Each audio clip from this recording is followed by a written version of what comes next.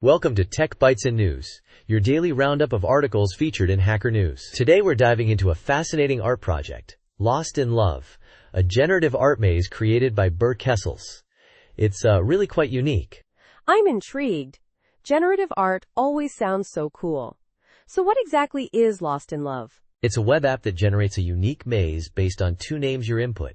Think of it as a personalized, digital artwork for you and your loved one. The maze itself is the art, and the process of its creation is animated, which is a neat touch. That's a clever idea. So how does the name input translate into a maze? Is it some kind of complex algorithm? Exactly. The names are used as a seed for a random number generator. This seed ensures that the maze is unique to those two names. The algorithm itself is a common recursive backtracking algorithm.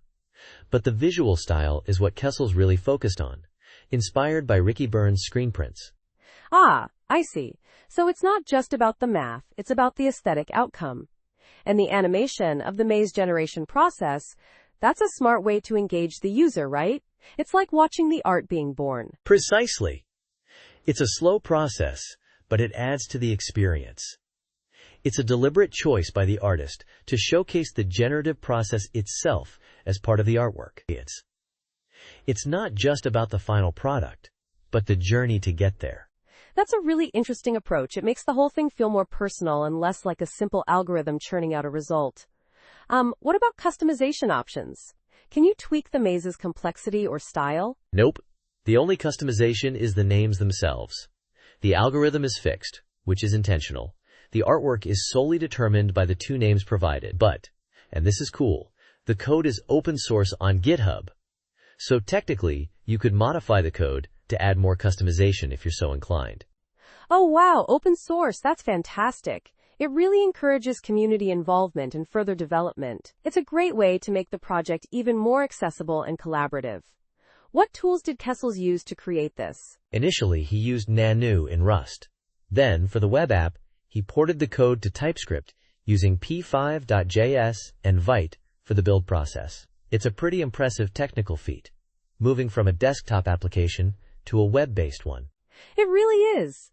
And the fact that sharing the maze is only enabled after generation, that's a nice touch too. It ensures the user sees the whole process. Though I imagine there might be some browser compatibility issues, given the nature of the project. You're right. The description mentions that sharing might not work perfectly on all browsers, and some browser plugins could interfere. Chrome on Android seems to be the most reliable platform. But hey, that's a minor detail compared to the overall ingenuity of the project. Absolutely. It's a really creative and well-executed project.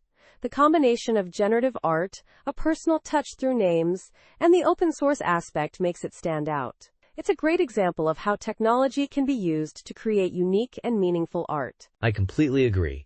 It's a beautiful blend of art, technology, and a touch of romance. Thanks for joining us on Tech Bytes and News. We hope you enjoyed this deep dive into Lost in Love. Have a great day, everyone. Bye-bye.